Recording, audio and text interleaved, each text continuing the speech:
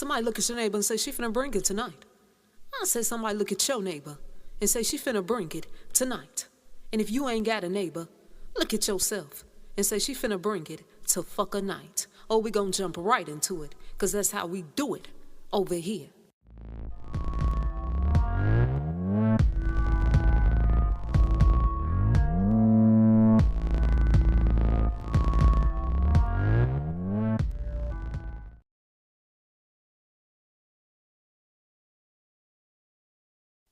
And we honor the queen of soul to fuck a night. I said we honor the queen of soul to fuck a night. I already did a video on Aretha Franklin.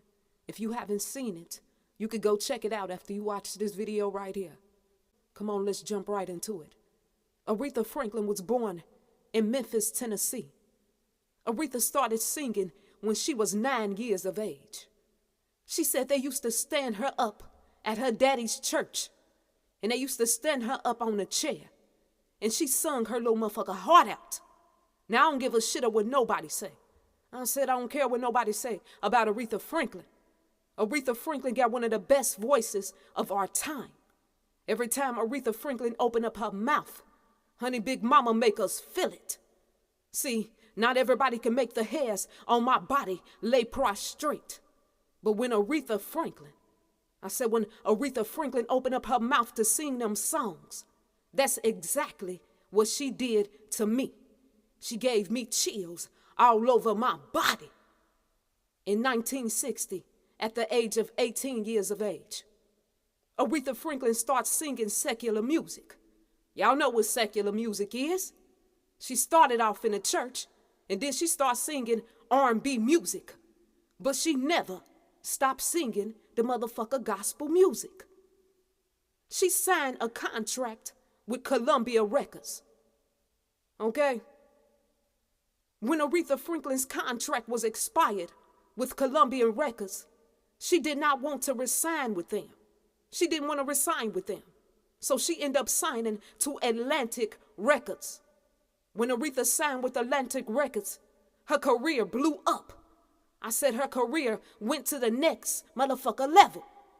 And that's when the world started to recognize her as Aretha Franklin, the queen of motherfucker soul. Come on, let's go deeper down this rabbit hole tonight. I ain't gonna tarry too long, because I told you I already did a video on my girl Aretha. Now folks want to know. I said now folks want to know, was Aretha Franklin, was her death from natural causes, or was she a blood sacrifice? I said I got so many emails folks been asking me. They say, did they kill Aretha Franklin?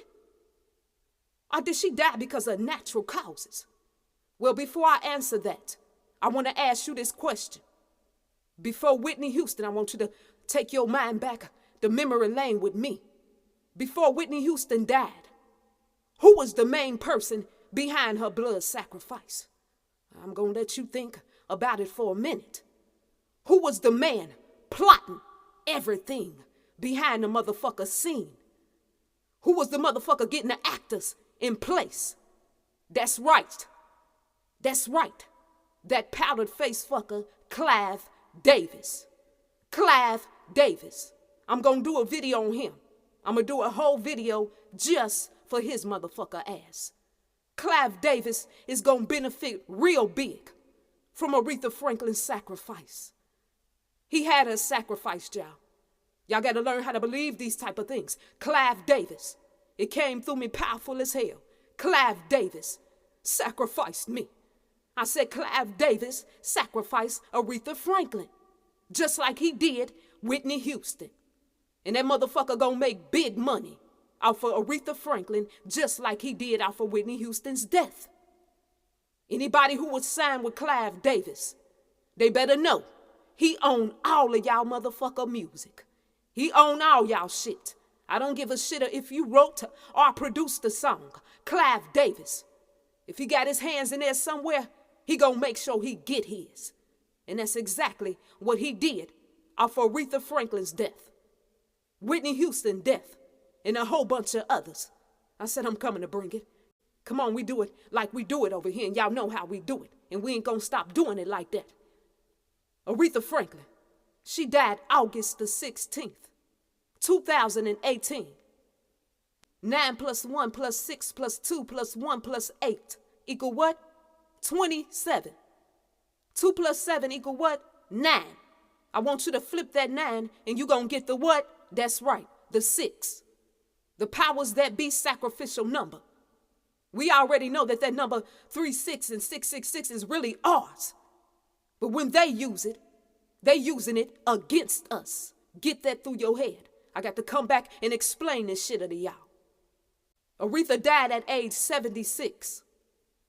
7 plus 6 equal what? 13. 1 times 3 equal what? 3. So when you put it together, you get the 3 and the motherfucker 6. The 3 and the 6. Every time I show you something, I'm showing you. Every time I show you these celebrities' deaths, I'm showing you the motherfucker 3 and the 6 keep coming up. This ain't no fucking coincidence. She was a sacrifice for Clive Davis. And not only him.